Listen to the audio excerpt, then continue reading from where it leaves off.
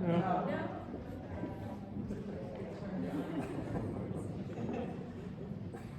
How about this? We're doing good. Why don't I try to yell a lot louder? Yeah. I'll come right here and yell. Okay. So he was a lifeguard at a place in the Borschteville. That was amazing in itself. He met a guy named Sam Denoff, and they worked at WNET TV. And then they went on to work on the Steve Allen Show.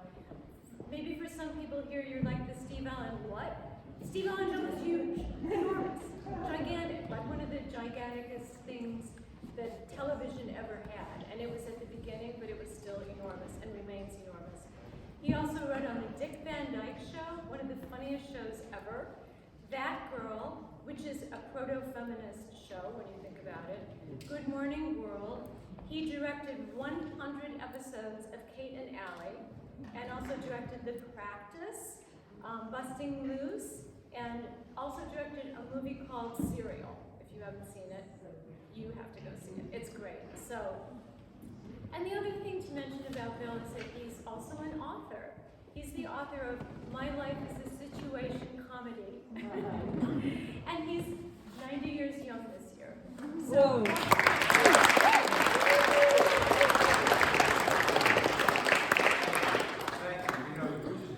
Start these things saying it's really great to see so many familiar faces, but I don't know when how many of you are. Somebody's waving at me. Hi. Do I know you?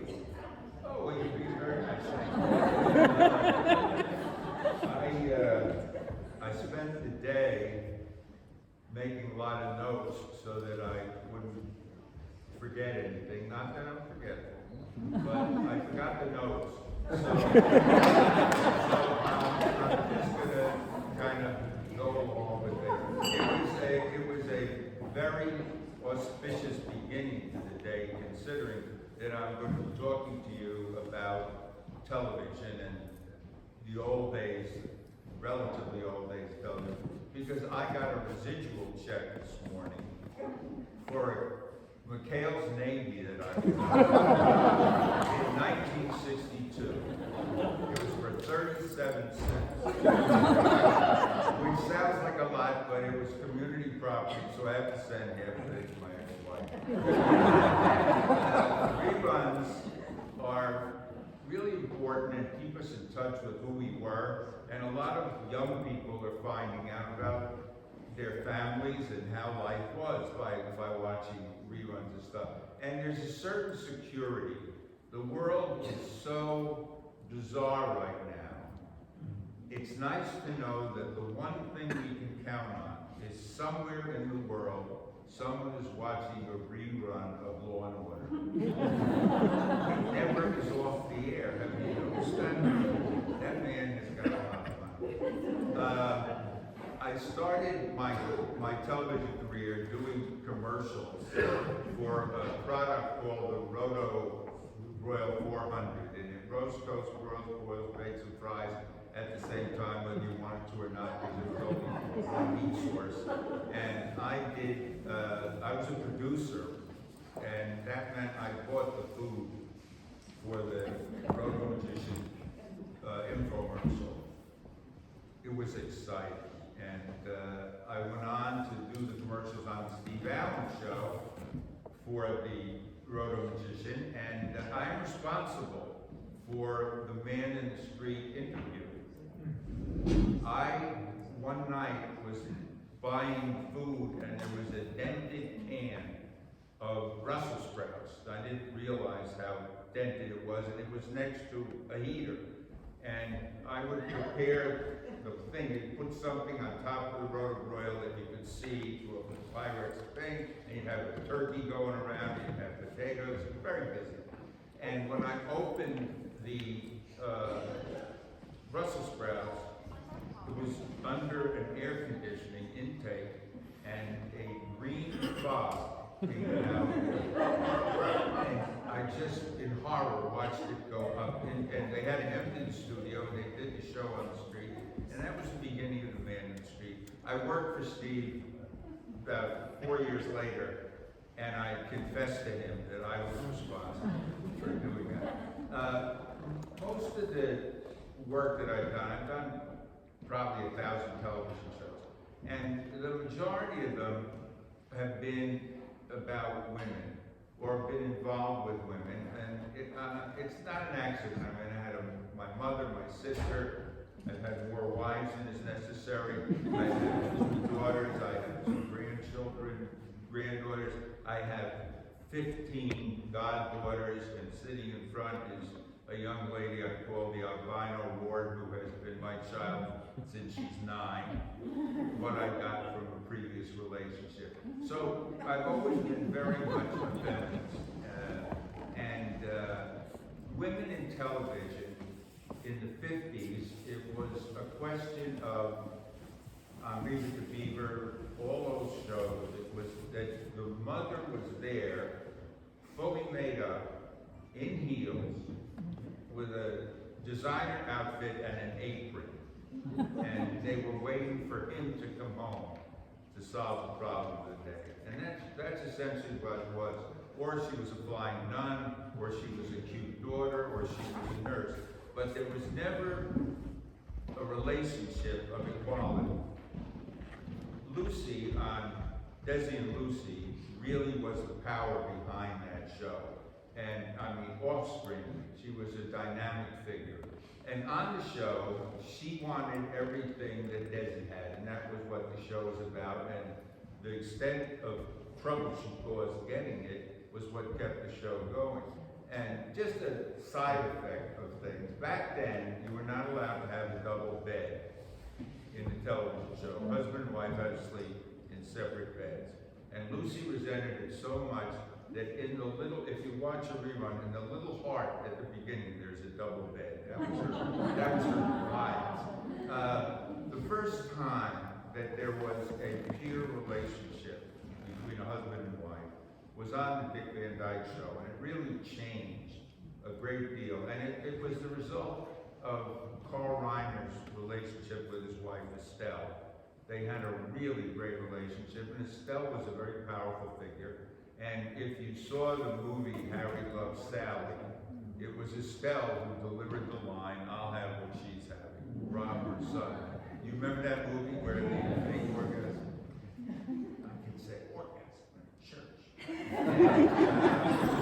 At any rate, what a peer relationship meant back then was that he was as afraid of her as she was of him. In the past, no one was afraid of the wife, she was just there. But Dick Van Dyke and his wife Laura, they were equals, and he would do something that he was terrified that she would find out about, and she would do something equally that he would find out about.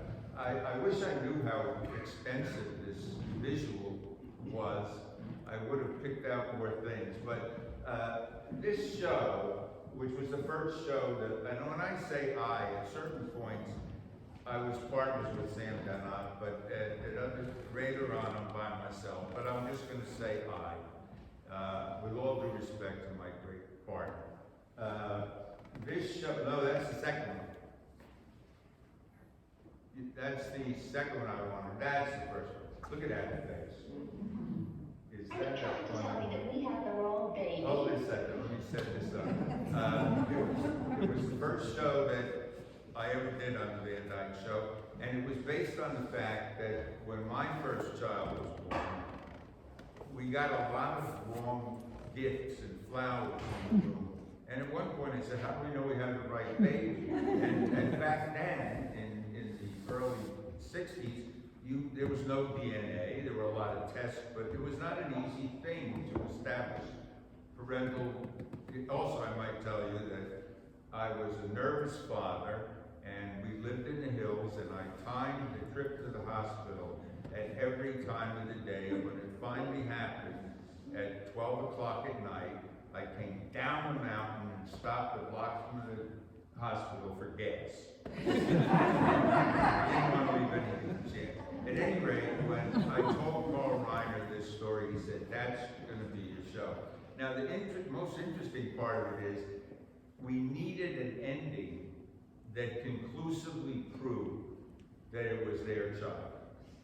And there was no way to do that except with a different ethnicity. And it would have been very easy to have an Asian person. But Carl Reiner, at that point, the civil rights movement was just really starting, and Carl was very active, and he said, no, we're gonna have an African-American couple. And when we went to the network, when they got the script and saw that, they had this meeting, there were like 40 people there, and they said, Carl, you can't do this. And he said, well, why? And they said, well, I know that you're an activist and that there's a movement and we're all for it, but the way this works out, you cannot have a white couple making fun of an African-American couple. And he said, no, it's the African-American couple that's making fun of the white couple. And they said, God, you certainly can't do that. So that was all Carl needed. He said, if I don't get this ending, then I'm not going to do the show any longer. So they gave in, and this was a brief moment, but it really changed the opportunities for African-American actors to be more than servants or in the background. This gave a peer level. And the story is that Dick is convinced that he has a wrong child, and he and his friend Jerry go through all kinds of machinations that prove to him that it's the wrong child. He now has called the other couple to bring, they also, they got the wrong, he got their figs and they got his fudge or whatever the thing was, and he said, just bring them over and bring my baby. And so now he's confronting Laura and telling her that. Good play. He's nervous to do it.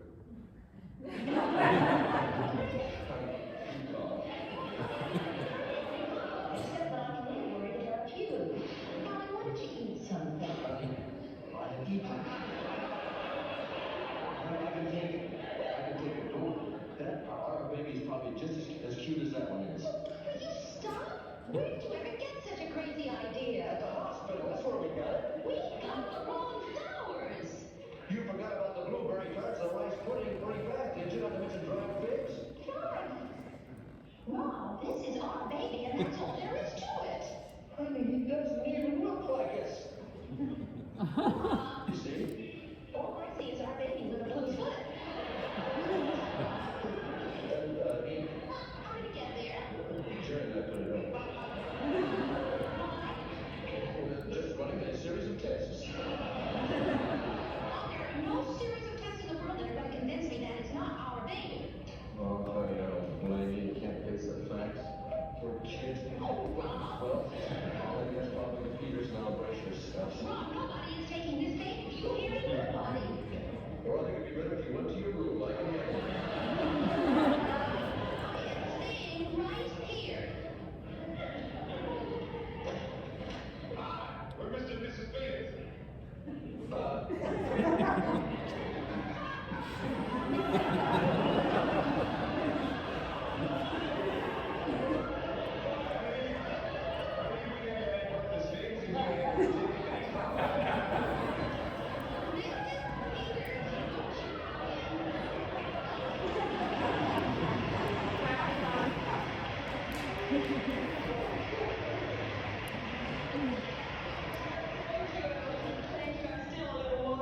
Me too, although not quite as wobbly as my husband.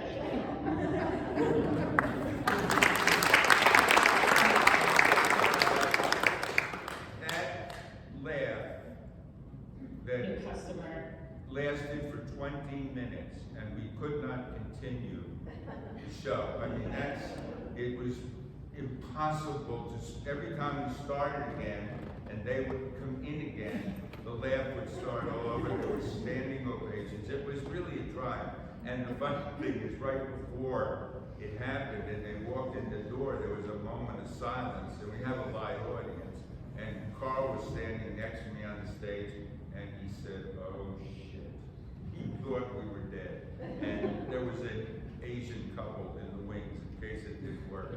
But that and funny. You write things, and to me, one of the funniest lines in a lot of shows I've done was, Laura, I think it would be better if you went to your room. It wasn't a joke, but it was such a sign of character and behavior, and I just loved it. They went on, and there was another scene that I'm going to show you that highlights Mary. It was the first show of the last season, and it was a show where she had been on a game show, and the host tricked her into admitting that Alan Brady, who was Rob's boss, had to pay a big secret that no one had ever let out, and there was big trouble involved in her having done that. And this scene is, to this day, of the 10 funniest scenes in television, along with Seinfeld and everybody else.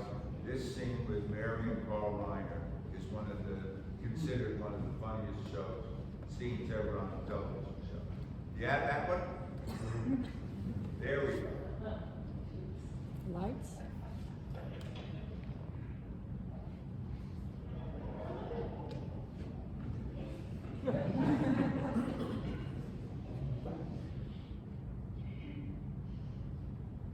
Now, don't say it.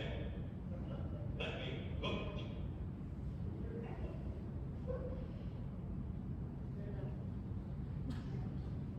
Fellas?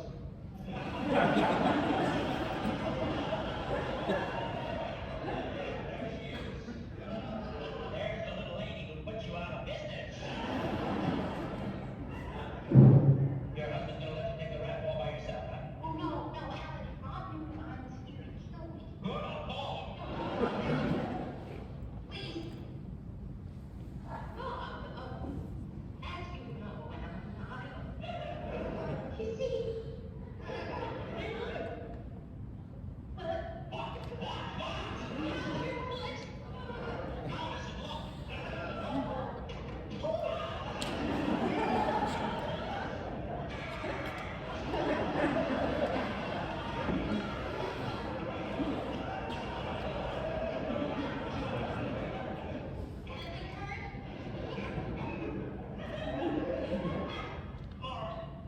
What the heck are you doing here? If you like to see ruins, why don't you go to Greece? First my leg, then my hair, what happened?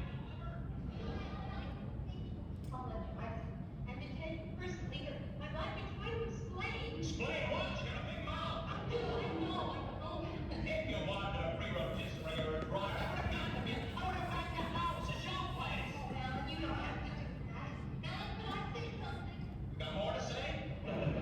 Well, I've been thinking, Alan, well, for instance, I think you look very nice without your Hair? well, yes, and, well, for instance, now I'm not saying this just because I'm in trouble, Alan, although goodness knows I am. Oh, yeah. But believe me, sincerely, Alan, really sincerely, if you can ask anybody, I've always said that I like you so much better without your There's hair! It's always saying on television. You ever see me without my hair? well, a couple of times. Remember the time on your boat when you fell overboard? You bumped into me. No, you tripped over Rob. You hear that, fellas? The whole family's after me. Like you had your tonsils out. Yeah, so? Well, I remember telling Rob, and I told him to tell you. Did he ever tell you? Because I told him to tell you how very nice and natural and warm you look that way. We're like a doll figure, right? Oh, no, Alan, just the opposite. Old mother figure? No.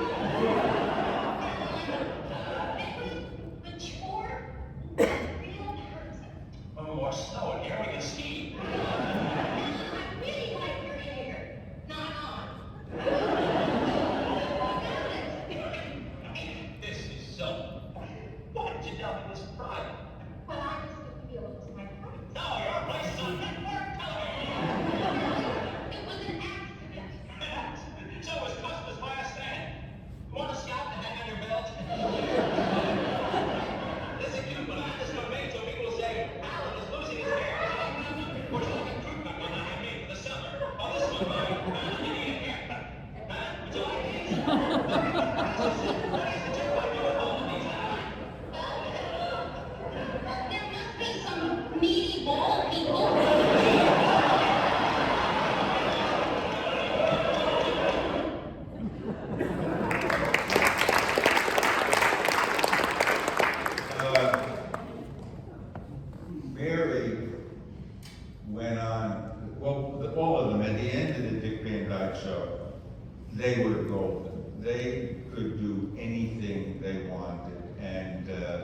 Mary signed a contract at Universal to do 5 films.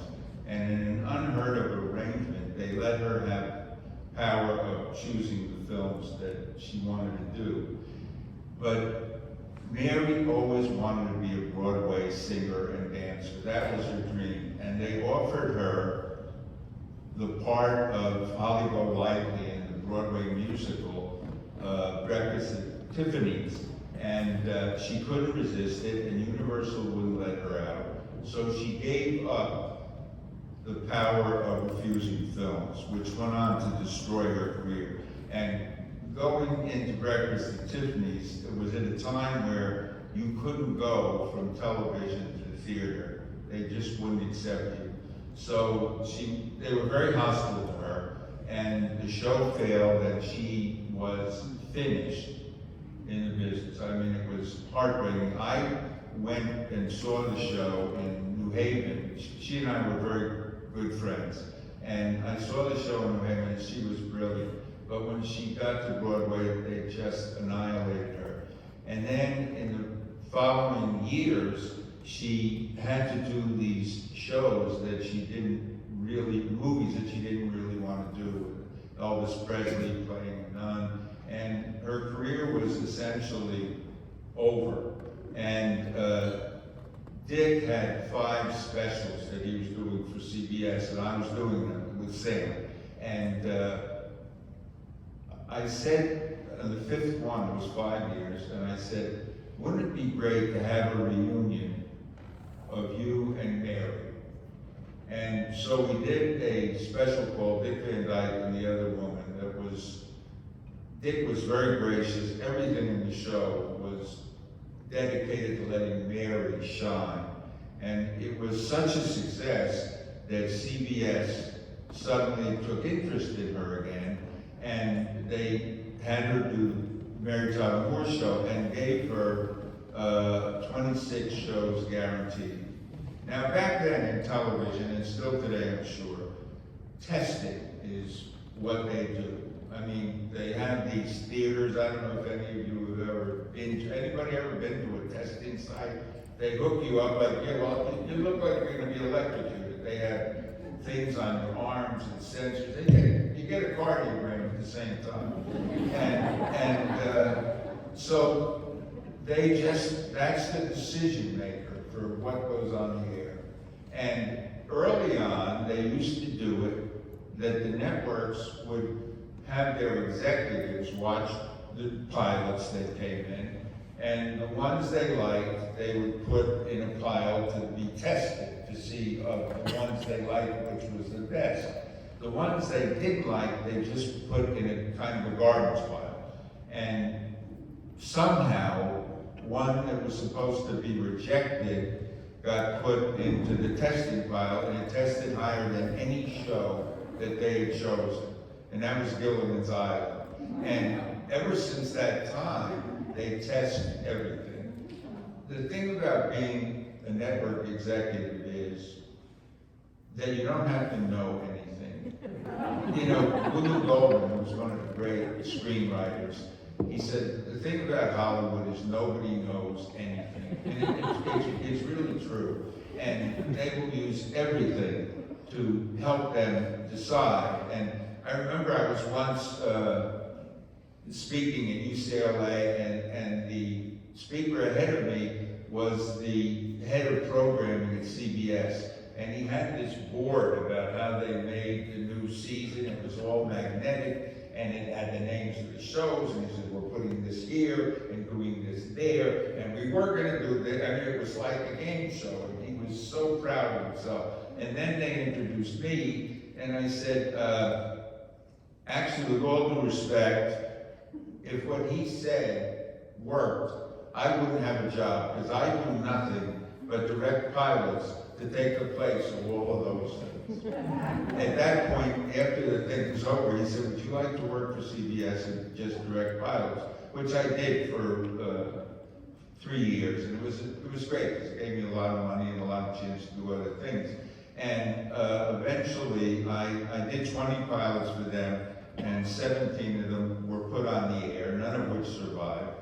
And the best pilot I did, and the one I really loved, was Who's the Boss. That was, and I got a check from them last week. They're doing better than McHale's Navy. I think it was for $1 or something. So they tested everything, and here's the thing that Mary never knew. They did not tell her this until the 5th year of the show. And the only reason they told her was because I had done a show that everyone thought was going to be the number one. It was with Tim Conway and Herb Edelman, and it was about 2 comedy writers, and it was hysterical. And it didn't test well. And so we were in Grant Tinker's office, who was Mary's husband, and he said, I'm going to show you something that Mary has never seen. The testing on the Mary Tyler Moore show was the lowest testing. They hated Rhoda. They hated Lou. They hated Mary. They wanted to pay him off for the 26 shows to not put it on the air, but he refused. And it shows you the genius of, the people who are picking the shows. Oh, incidentally, now you have a choice of, I think it's about 1,000, 2,000 shows that you can watch from anywhere. And if you notice that people find stuff on Netflix or whatever, and they say, oh, you gotta watch this. And you want, like, what was it, The White Lotus. If you watch The White Lotus, I watched the first one, and I didn't like it, and this person, they take it personally when you recommend a show. They're offended. And I said, well, I didn't really like it. And they said, you have to watch 3 of them. So I watched 3 of them, and I said to this person, I said, that's crazy. If I went out to dinner with someone, and I didn't like them, I'm not going to go out with them 2 more times. I don't have time for it. But have you noticed that if people go, oh, The Murder in the Apartments, have any of you heard about that one? Yeah, I mean, you got to watch that. If you don't, the person who told you will be offended. Another thing that the shows that I'm talking about, for the most part, were all done before cell phones were a part of the American society. Until 2000, not that many people had cell phones, like only 1/3 of the people. So none of the shows could do things that involved cell phones. And if you look at some of the shows that you love the most, Seinfeld, The Bubble Boy, would have never happened if they had cell phones. Because they would go back and look at things that, in fact, going back in history, I mean, Shakespeare wouldn't have survived with cell phones. I mean, Romeo and Juliet, she sends in the text. Skull and crossbones, kitty, happy face, happy face, happy face. She didn't have anything happy. And that and the use of sex changed comedy because people went for that rather than going for fun. I mean, you could have more fun in 4 pages alluding to sex than you could with people having sex. It becomes silly. And, I mean, nothing was ever sexier than Cary Grant, for those of you who remember, in a pair of white silk pajamas. I mean, come on. And so comedy was affected by the liberalization of those things. And on the Van Dyke Show, we were not allowed to use the word pregnant. When we had a show where we said, well, Mary said, well, I was pregnant, and the network said, no, you can't say pregnant. And again, we went into these people, and Carl said, we got to say pregnant. What else are we going to say? And I said, well, there were people in America who tell their children that babies are found behind cavities. And I'm sure none of them are vaccinated at this point. And you can't go into their house and say pregnant and have a child ask what is pregnant. You can't do that. And Carl said, well, I'll tell you something. Those people do not deserve to have a house or children. And I said, now those children grew up and their kids are saying to them, what is a 4-hour erection? What does it mean when the moment is right? I mean, it was so hard to do anything, but it was funnier back then because you couldn't say it. You had to dance around it, kind of. So Mary went on to do the Mary Tyler Moore Show, which was a classic of all time. And the thing is, I created that girl with Marlo Time and Singh. And for a single girl to be on television who wasn't a nurse, a cute daughter, a secretary, or a nun, that you couldn't be on, or airline stewardesses. You could be airline stewardesses, and you could be somebody's daughter, but you couldn't be your own person. And Marlo Thomas was her own person from the time the doctor slapped her. She probably slapped him back. I mean, she is, I call her the Velvet Steamroller, and we are great friends. She is a force of nature. What she has done with St. Jude's, her father's dream. I was talking to her the other day, and the original budget for St. Jude's was $300,000 a year. Now it's $1 million a day. And it is all because of Marlo. And when she set her mind to something, she got it done. And she wanted to do a show about a girl who wanted a life of her own. She wasn't worried about getting married. She wanted to find her own being. And she went into the net. She had done a pilot apropos of that, of 3 stewardesses who lived together. And the show didn't sell, but Marlo tested it very hard. So they wanted to do a show with Marlo, and she went in and met with them.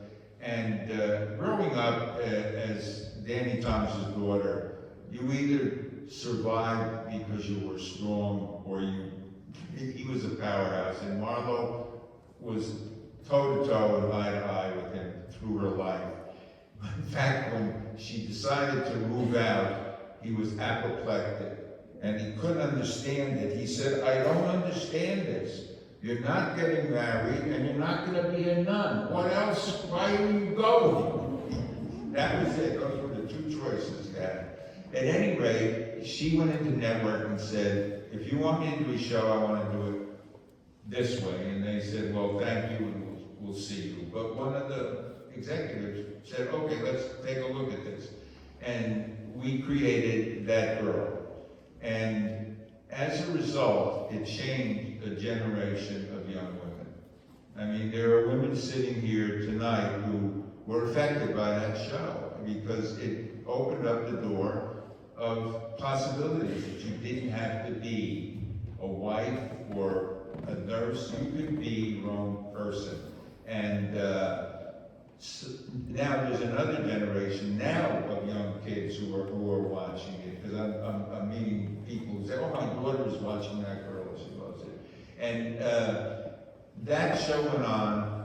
At the end, the last show, the network begged her to get married to Donald, her boyfriend, and she refused. She said, if I get married at the end, I've made a lie out of everything that I believe in. I'm going to get married, but not to satisfy anybody but myself. And so that opened the door, and Mary says, you know, that Marlo opened the door and she came through, and of course Mary tore the door off the hinges.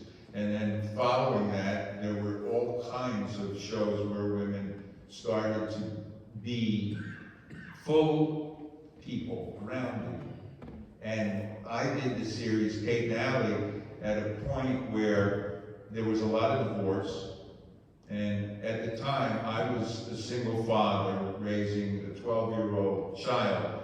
So I was in a position where I realized that this was a dynamic that was very rich about bringing up children. I mean, to be the only man in a gynecologist's office while your daughter is there, it's not easy.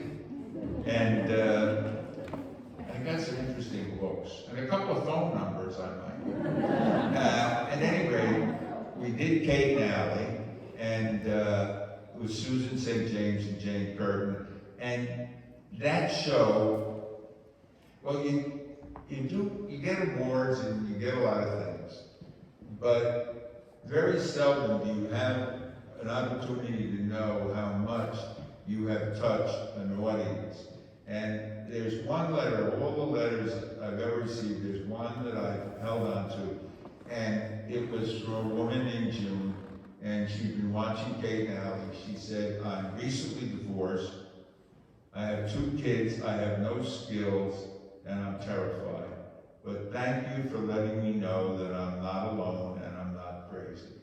And so it had an impact. A friend of mine who was a psychiatrist said, you can't believe what happened. He said, I have this patient whose husband left her for a very attractive younger woman, and she's been really nonplussed about everything, but Thanksgiving was coming, and she said, I don't know what to do. I mean, do I have a Thanksgiving for the kids?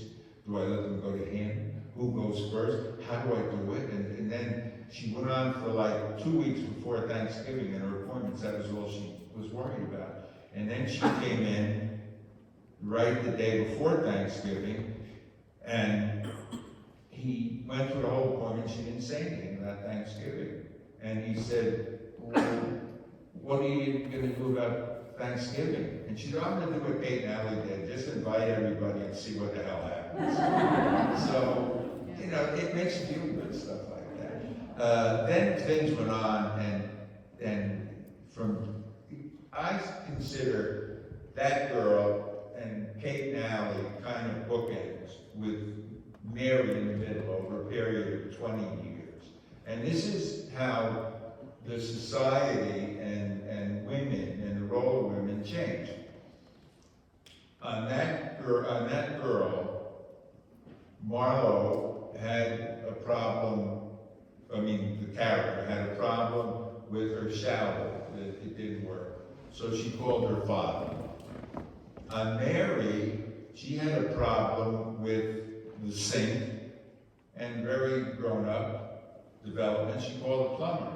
On Kate and Allie, they had a problem with their dishwasher. They fixed it themselves, flooded the apartment, then they called the plumber, and Kate had an affair with him for 8 episodes.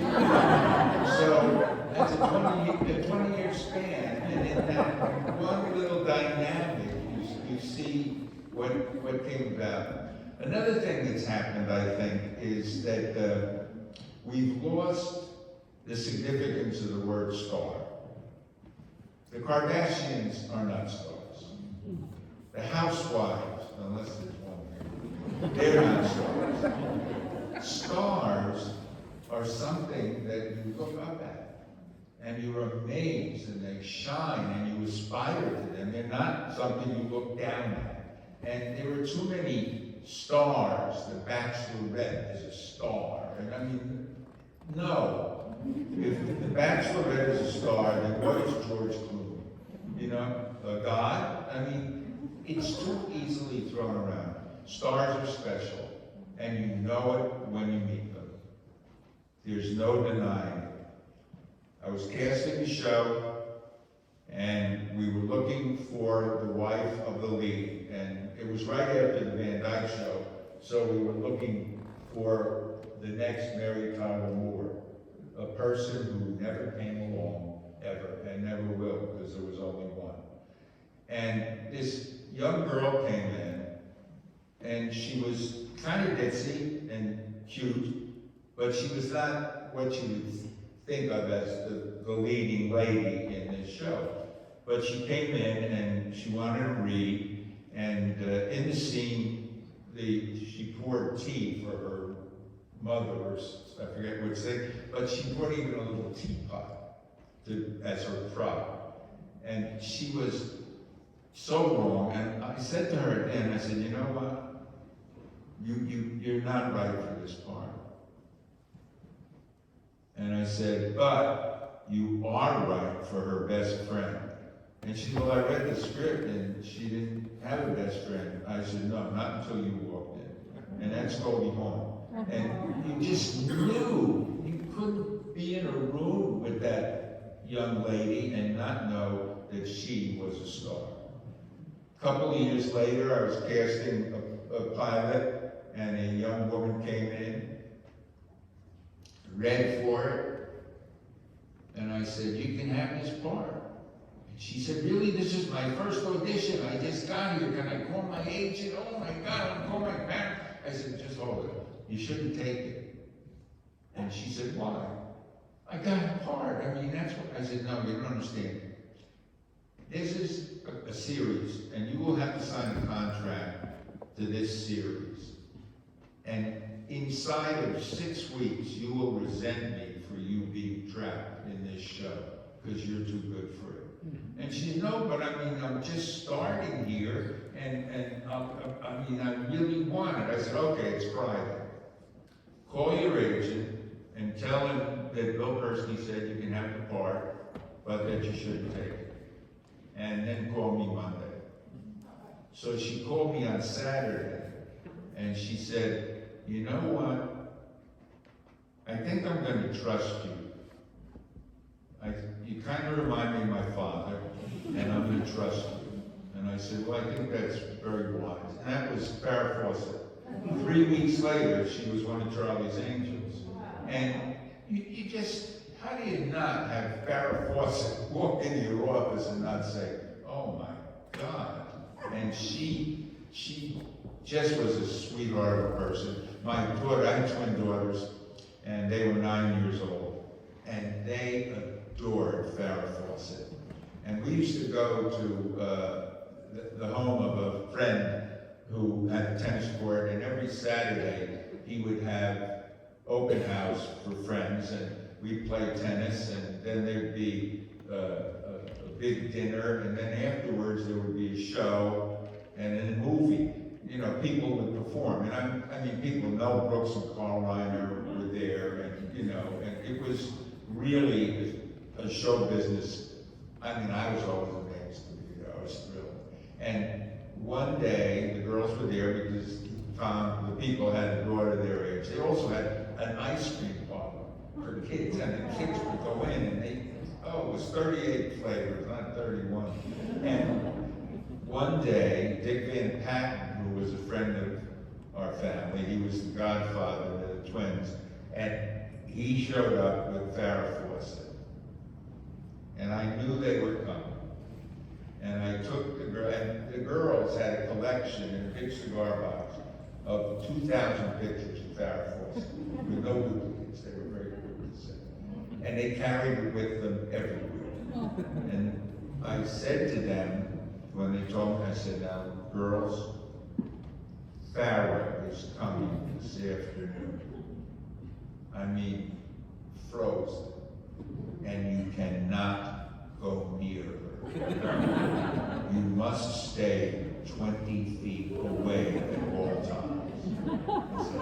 So now Farrah's there, and everywhere she goes with the cigar box, 20 feet away. And finally, Farrah noticed them and said, "Hi." Well, they almost died. She said, "What's in the box?" 2,000 pictures of you, no duplicates. And she said, "Oh, well, let's look at them." And she literally sat there for an hour and went over the pictures with the girls, and you know, about how, I mean, what was left? Well, what was left was that the next day I invited her to the beach. We were in Malibu for lunch, because we always had a big lunch on Sunday. And they were just, couldn't sleep. Farrah shows up. Now, I don't know if many of you will remember this, but if you saw it, you will remember it. In the red bathing suit. You remember that poster? It was up in every gas station and prison cell and locker room.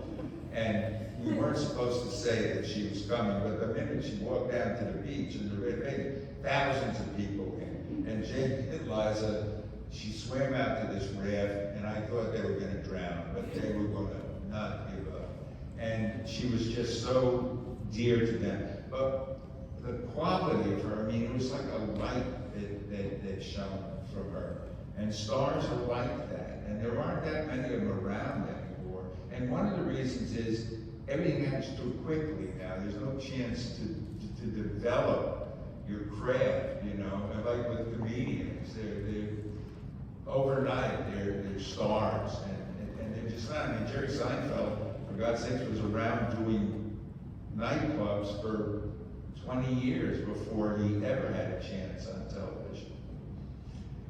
Normally, there's no time left for questions, and I always think that I know what I wanted to tell you, but I don't necessarily know what you'd be interested in hearing. So, are there any questions?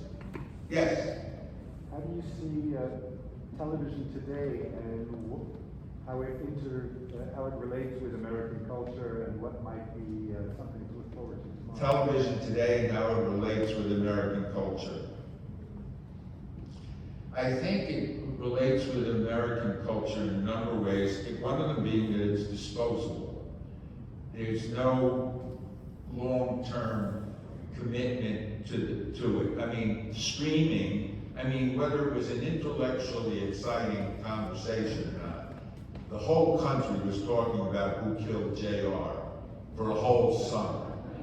Now, you just wait for the next, there's no chance, we're spoiled, and we have no patience. We need the next answer, and streaming has given us that, you know. And in terms of the subject matter, I think for the most part, people are doing shows that are meant to shock rather than entertain.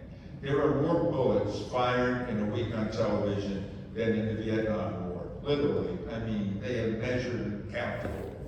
And there's more screaming, and there's more violence, and there's very little to aspire to in anything you see. I mean, there's nothing, especially in comedy, which is the area I'm interested in. I remember all the excitement that there was about the show Girls. You remember that show? I mean, I just thought that show really depressed me as the father of daughters. And the sexual representation, it's just not necessary. Okay, we know what you're gonna do. Go in and leave me alone. Get on with the story. And I was so vocal about it, and I wrote an op-ed piece in the LA Times, and I just said, it's just wrong. I don't know girls like this. And this isn't the way girls are. And it certainly isn't the way girls should be.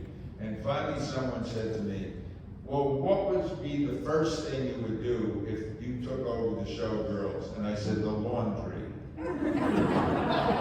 I said, the filth that goes on in the back of the apartment in those beds. Have you ever seen with a laundry bag? You know? So I think that there's so much of it. And it's all over, I mean, you know, it's not even television anymore. It's really electronic. And the fact is, when it was invented, it wasn't television. It was called something else. The set was called a television set. So it was the name of the product you watched it on, not the product itself. And I remember when I was a kid, the first time I ever saw television was in the window of an appliance store. There were 40 different television sets, all on the same channel. And if you didn't like the show, you couldn't change the channel, you had to go down the block to another store. But television was an amazing thing in life, you know? And now it is, you know, you watch it on your phone, you can watch it on your computer, on your watch. The only place in my house I can't watch television is on my toaster. And I'm sure they're working on that. You know, there'll be a little short show for light, another show for medium. Why should you stand around and not be entertained? You might be a book. You might do something. You know, there's too much of it. There's not enough good to go around. I don't know if that answers your question. Yes? Have you seen anything recently that you've liked? The White Order. Yes, I love the Kaminsky method. Yeah. But it's, again, and that's because there are two stars, and they're brilliant. They're brilliant. I mean, Alan Arkin and Michael Douglas. And I love the Kaminsky method. I loved, let me see. escapes me. A couple of them, Bruce. I'm trying to think. A couple of. I liked Condor, which was a spy show. That was really good. I love Lupin. Lupin was really a great. Is that Chassid? Oh my God, I don't know where you. I like Lupin, and what else? Basically, those are my favorite. You know, yes. Who else? Yes, ma'am. Thank you so much for giving us knowledge tonight, Mr. Persky. Oh. I love all the backstories to any creative process. So I'm very anxious to know, at that moment, after you had 20 minutes of laughter on the Big Van Dyke moment, what did the suit say? What? What did all the executives say? They didn't. They figured we had escaped a problem. They didn't want anything to do with it. There was no, we'll open things up now. Incidentally, I really should talk about one of the most amazing people, not just in terms of television, one of the most amazing people who had the most profound effect on my life, and that's Carl Reiner. The luckiest thing that ever happened to me was doing the Dick Van Dyke Show and having Carl be my mentor and eventually my friend. And I miss him, and I spoke to him every 2 weeks. We would talk, and Mel Brooks and Carl Reiner had dinner together every night since Carl's wife passed away, Estelle.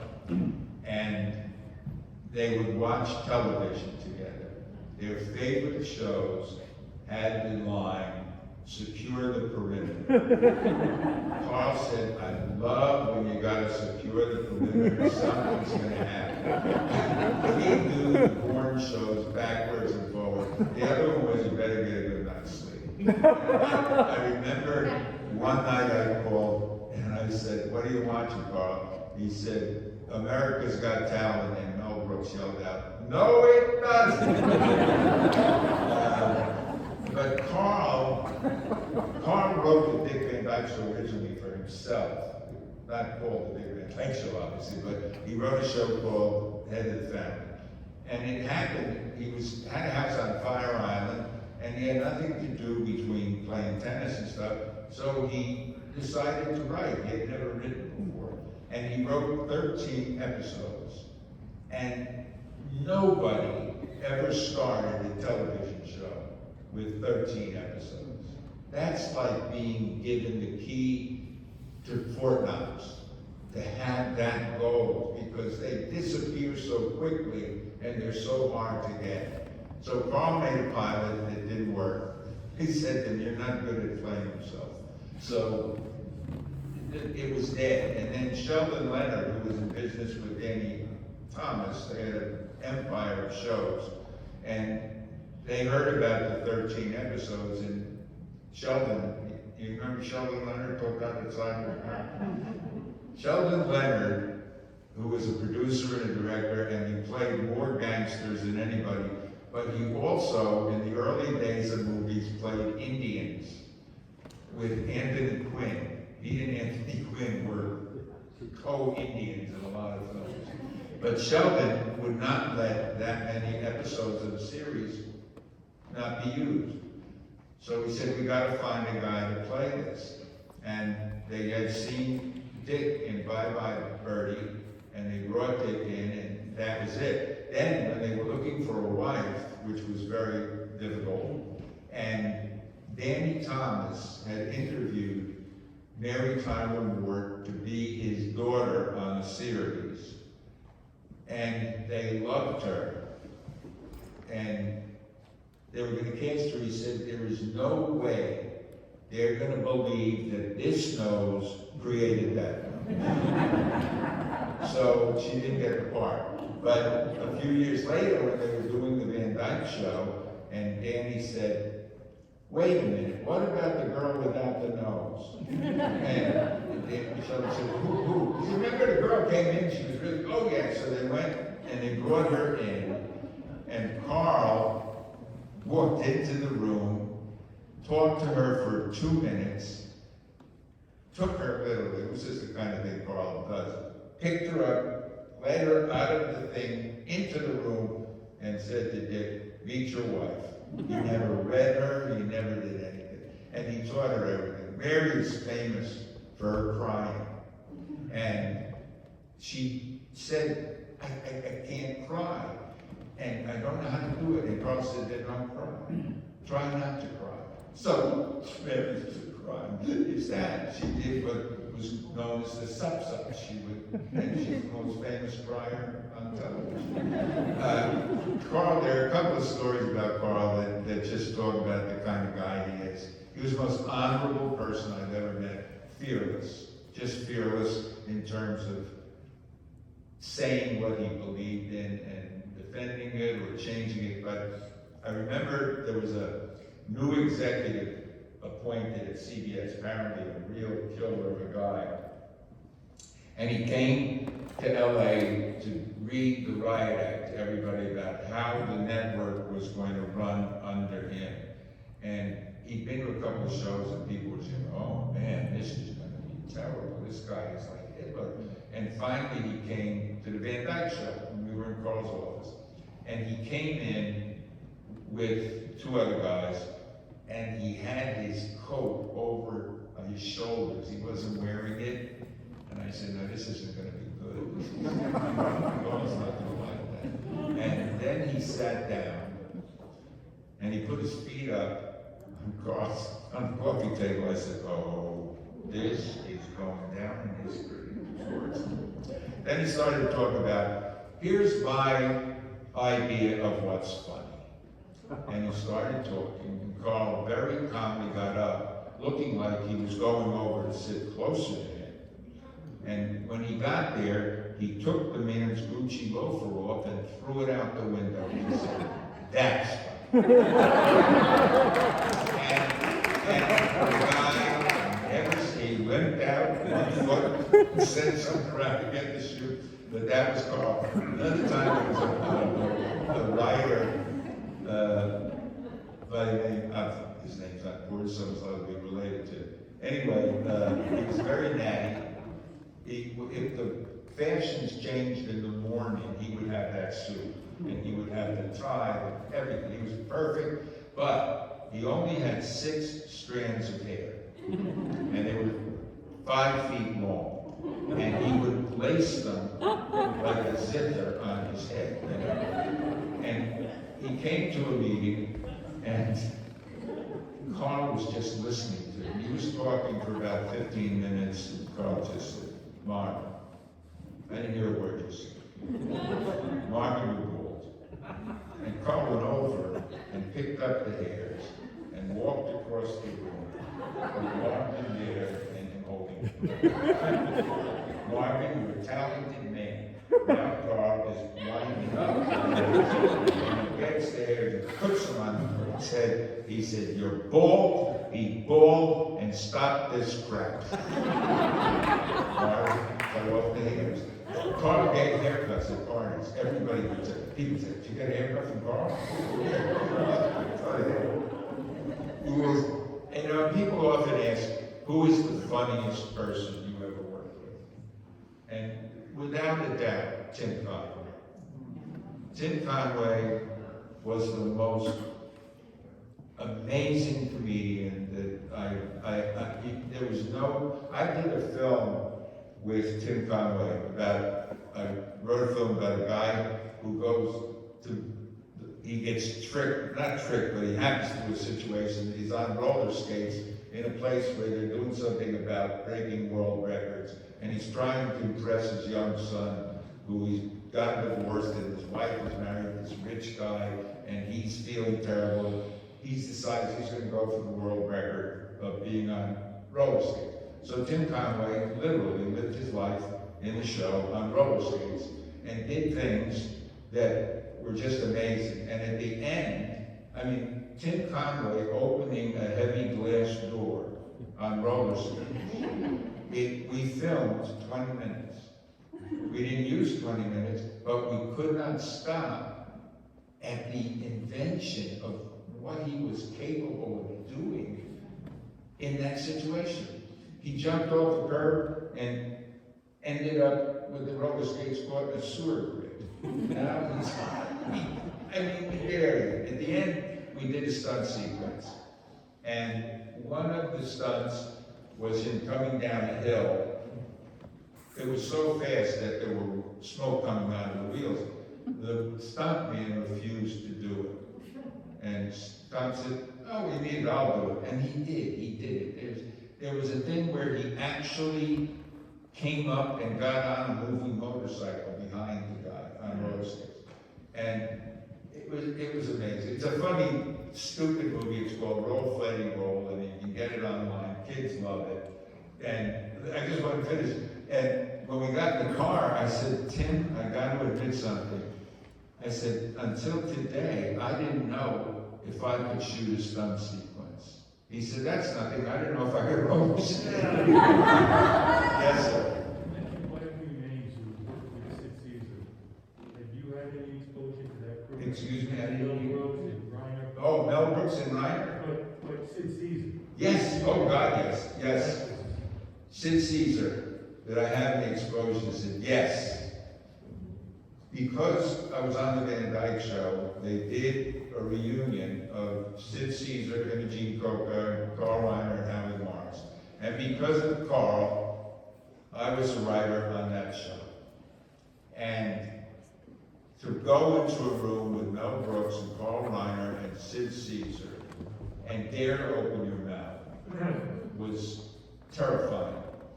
And I remember it was the third day. I mean, they were geniuses. I mean, it never stopped, and they never had to stop and think about it. And the relationship, they just knew where, I mean, like a 2,000-year-old man. They never rehearsed that. Carl would just ask a question, and Mel would answer it. And unbelievable. And Sid was, well, he was a genius, there's no question. A very screwed up guy, but I remember I'm sitting in that room and I'm saying, I have to say something, but I'm afraid. And they were talking about doing a sketch about Progress Hornsby. I don't know if you remember the show. Progress Hornsby was a jazz musician who was so thought out that he played on the moon. I mean, Sid it was the greatest thing. And Sid was just doing Progress Hornsby, and Carl and Mel were adding things and everything. And finally, Sid said, and I met a girl, and I know it's going to be good because we have the same religion. And I said, strawberry. And I was in England. I could have died, but that was the moment. And then I had a great experience with Sid. He was very ill toward the end, and he could barely move. But he came to New York to someone had a book, and he was helping, he'd written a book about Sid. He was promoting it. And I was teaching down at NYU. I was working on some classes there. And I said, Sid, would you come to NYU and talk to this class? And he said, oh, yeah, sure. And so the word got out, and from that class, they had to have an auditorium, and there were about 500 people there. And Sid was so infirm that we had to get him on the stage before the people came. And we ran clips of stuff that, I mean, I don't know how many of you know the Sid Caesar Show, but it was, he invented comedy in many ways. And so all these kids were sitting there, most of them didn't know who he was, or they heard about him. And for 2 hours, we showed clips, and they were hysterical. And they asked him questions. And at the end, he stood up and helped them to the podium. And he said, thank you in 23 different languages. Which is what he made up talk. And he just went on to Japanese, and Swedish, and everything. They took everything out of him. And I drove him back to the hotel, and I sat with him, and he actually cried. And he said, "This meant everything to me. Thank you for doing it." I said, "No, I mean, he said, these people didn't know who I was, and they loved me." I said, "Well, yes, because you are a genius, and genius doesn't run out of time, you know." Yeah, Sid, unbelievable talent. Yes, my new friend. Are there any recent TV shows that you recommend for my age group? Because TV shows now for my age group are just so bad. Yes, they are. I love this kid. He said, "Are there any shows I would recommend for his age group?" I would suggest, seriously, and it is, I mean, I don't really watch the comedies now. I liked the one with the space guys. What, Lost in Space. Third Rock. Lost in Space. No, the comedy. Third Rock? What? Third, no, not Third Rock. Big Bang, yeah, Big Bang. Theory. That was really funny. Because the characters were funny. And, you know what I would really suggest? I would suggest that you watch the Andy Griffith Show. The Andy Griffith Show, to this day, is the most popular show on television. Watch more than any other show. And it's just because it's so honest. And I remember playing baseball with Ronnie Howard when he was a kid. He was on the show, and we were all on the same studio. We had 5 stages and 5 of the top 10 shows on television. And if you watch those shows, I mean, the Van Dyke Show I would recommend to you, because, not because I did it, but because it's such a special thing. Mary Tyler Moore Show, I don't know, what show should he watch now? Comedies. You can't think of anything. Ted Lasso. Huh? Ted Lasso. Oh, Ted Lasso. Now, I will say, do you have Ted Lasso? You have, what is it, you have all those channels. They won't be anything. Ted Lasso, I have to admit, I hate it. I did. I watched 3 episodes and I hated it. And then I watched the 4th episode. But they told me if at first the 3 don't work, then we'll go to 4. I love Ted Lasso. But why? Because it's so human. And there's so many things you can feel. Only watch things you can feel yourself in, you know? And The Wonder Years is the original one. Try and find that. You will love that show. You will love that show. Thank you for asking that. All right. Yes? Do you have an opinion on Everything. Dave Chappelle? Yeah. I'm not a big fan. What is it comedy about, you know?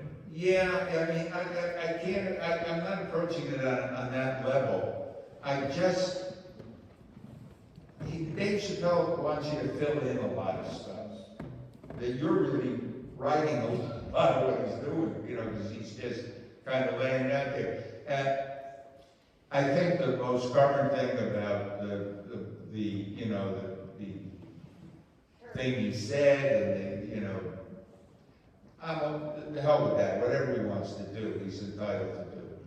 But at his comedy, you know, I never was involved with comedy. I worked with Bill Cosby. That comedy, I mean, God knows what happened to him. And I must say, hold your ears, you too. Bill Cosby was like a bakery giving out numbers. There were so many women who were available to him that what kind of behavior or problem that led to it, but he was a genius. I mean, he was really funny.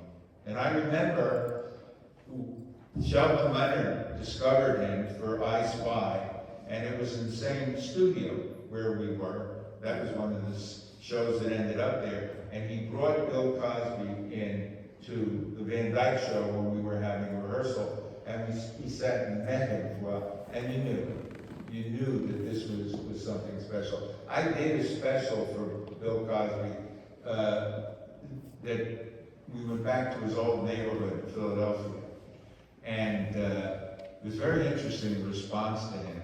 Everybody wanted money from him. He really got out of hand. They go, well, one of the guys made it, we all should share in that. But he was really funny, but he was spoiled. I remember the first meeting I had with him was in Las Vegas, and there were 8 of us that went down, 10 of us, and we had 3 Lear jets that flew. It was like his own Air Force. And we all went to Vegas, and he had a case of Chateau Lafite Rothschild, and he would open and drink it. He was very spoiled, as why not? He became so important so fast. Yes? Did you ever have any interactions or work with Robin Williams?